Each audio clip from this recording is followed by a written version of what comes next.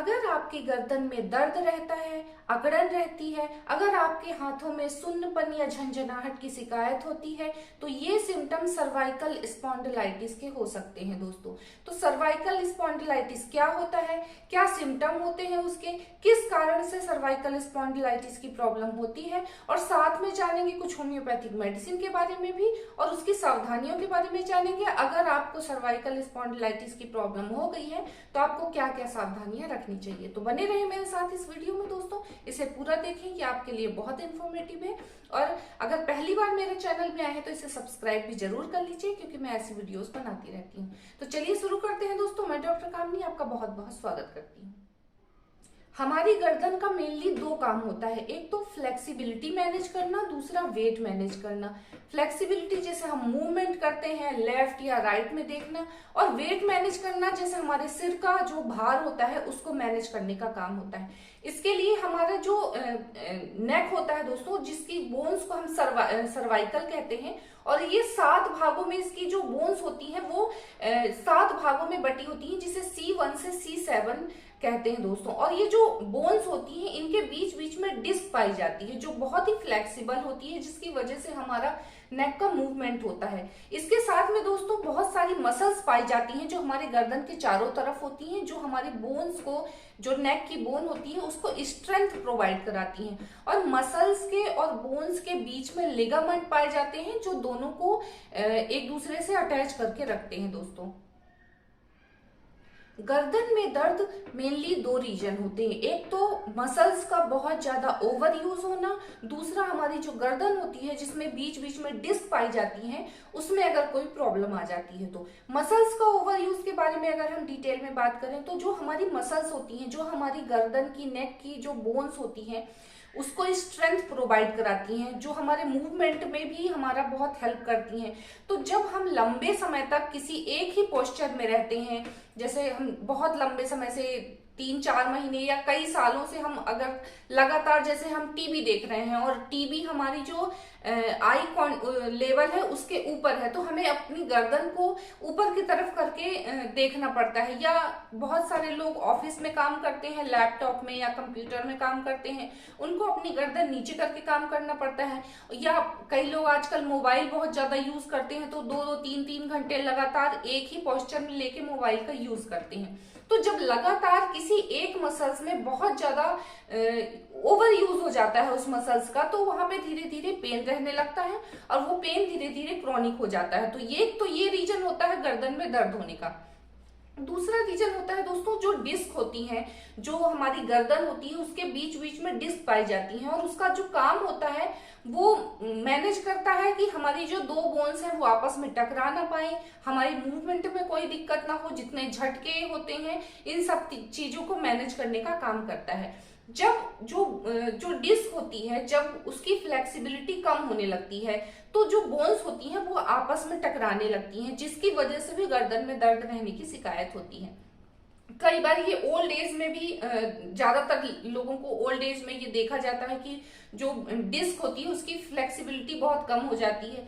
कई बार चोट लगने की वजह से जो डिस्क होती है वो फट जाती है और वो बोन से बाहर आ जाती है, और जो हमारा जो बोन्स होते हैं दोस्तों, सिर से लेके हमारी जो नेक के माध्यम से ही जितनी भी नसें होती हैं वो पूरे शरीर में, पूरी बॉडी में जाती हैं। तो जब अगर उस डिस्क की वजह से, उसके कंप्रेशन की वजह से अगर कोई नस दब जाती है, जिसकी वजह से बहुत तेज पेन होता है, जिसे हम सर्वाइकल स्पॉन्डिलाइटिस कहते हैं। एक और रीजन होता है दोस्तों, कई बार जो बोन्स होती हैं वो खोखली होने लगती हैं या कमजोर होने लगती हैं, तो वो अपने आप को मजबूत करने के लिए कई बार बोन्स का ग्रोथ होने लगता है, जो वो अपने तरफ से तो वो अच्छा काम करती है कि वो अपना स्ट्रेंथ प्रोवाइड करा दे, जिसके लिए वो बोन्स जो है ओवर, कई बार हम सुनने में आया होगा कि हमारी हड्डी बढ़ गई है, तो ये रीजन भी होता है। कई बार जब हड्डियां कमजोर होने लगती हैं तो वो अपने आप को स्ट्रेंथ प्रोवाइड कराने के लिए कहीं से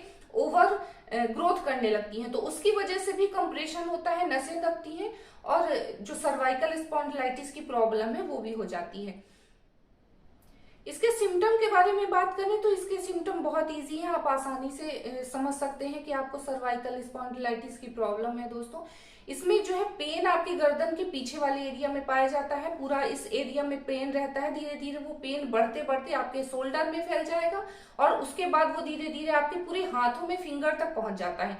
कई बार ये दोनों हाथों में होता है या कई बार एक हाथ में भी ये जो दर्द है वो देखा जाता है। इसके साथ में नंबनेस रहती है, हाथों में झंझनाहट रहती है, शून्यपन की शिकायत रहती है और साथ में कई बार लोगों को चक्कर आने तक की कंडीशन भी हो जाती है दोस्तों। तो ये उसके सिम्टम होते हैं, आप बहुत आसानी से पहचान सकते हैं कि सर्वाइकल स्पॉन्डिलाइटिस के ये सिम्टम है दोस्तों।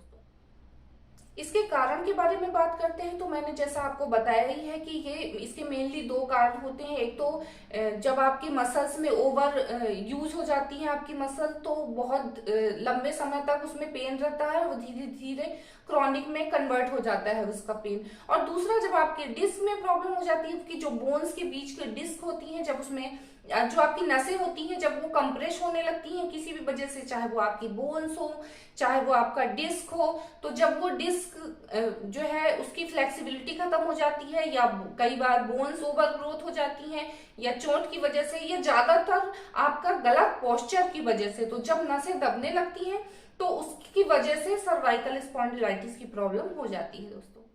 चलिए होम्योपैथिक मेडिसिन के बारे में बात कर लेते हैं दोस्तों। होम्योपैथी की जो मेडिसिन है वो सर्वाइकल स्पॉन्डिलाइटिस के केस में बहुत अच्छे तरीके से उसको ठीक करने का काम करती है दोस्तों। वैसे तो बहुत सारी मेडिसिन है और अगर आपको ये प्रॉब्लम है तो आप इस तरीके से सेल्फ ट्रीटमेंट ना करें, दवाइयां सुन के आप खुद से दवाइयां ना लें दोस्तों, अपने डॉक्टर से कंसल्ट करें।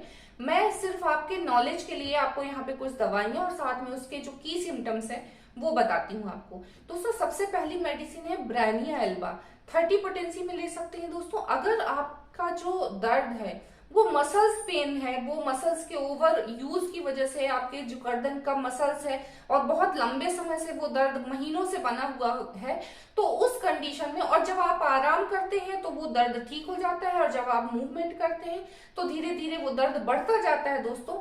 तो इस कंडीशन में अगर ऐसा सिम्टम है दोस्तों तो आप ब्रानिया एल्बा 30 पोटेंसी में ले दोस्तों, आपको बहुत अच्छा आराम मिलेगा।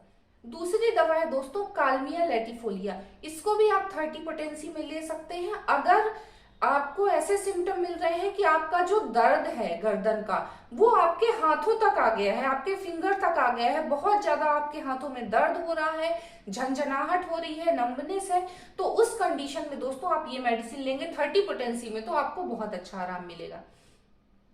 तीसरी मेडिसिन है दोस्तों कोलोसिंथ, इसको आप 200 पोटेंसी में ले सकते हैं। अगर पेन बहुत ज्यादा सीवियर हो गया है, अगर पेन आपके पूरे हेड तक और नीचे शोल्डर तक फैल चुका है, तो उस कंडीशन में दोस्तों आप कोलोसिंथ 200 पोटेंसी में लेंगे तो आपको बहुत जल्दी आराम मिल जाएगा दोस्तों। चौथी मेडिसिन है दोस्तों लेक्नेंथिस, इसका मदर टिंचर ले सकते हैं दोस्तों, ये भी बहुत अच्छा काम करती है सर्वाइकल स्पॉन्डिलाइटिस के केस में। अगर दर्द बहुत ज्यादा सीवियर है, पूरा दर्द आपके सिर से लेके आपके शोल्डर तक आपके हाथों तक फैल चुका है, बहुत तेज दर्द हो रहा है, तो आप इसका मदर टिंचर ले सकते हैं दोस्तों।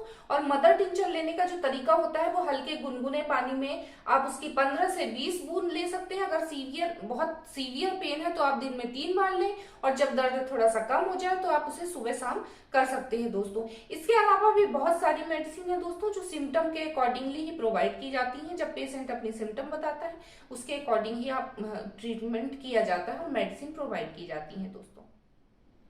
अगर आपको सर्वाइकल स्पॉन्डिलाइटिस की परेशानी है या आपको अभी नहीं भी है, आपके सिर्फ गर्दन में दर्द रह रहा है और आप चाहते हैं कि वो बहुत ज्यादा सीवियर ना हो, बहुत कंडीशन उसकी बहुत ज्यादा खराब ना हो, तो आप कुछ सावधानियां रख सकते हैं दोस्तों। जैसे आप जिस बिस्तर में सोते हैं तो आप कोशिश करें कि वो बहुत ही ज्यादा सॉफ्ट ना हो। आप जो पिलो यूज करते हैं दोस्तों वो बहुत पतला हो, और कोशिश करें कि वो सिर्फ आपके गर्दन का ये जो बीच वाला पार्ट होता है सिर्फ उसको स्ट्रेंथ प्रोवाइड करे, उससे ज्यादा मोटा पिलो का यूज ना करें।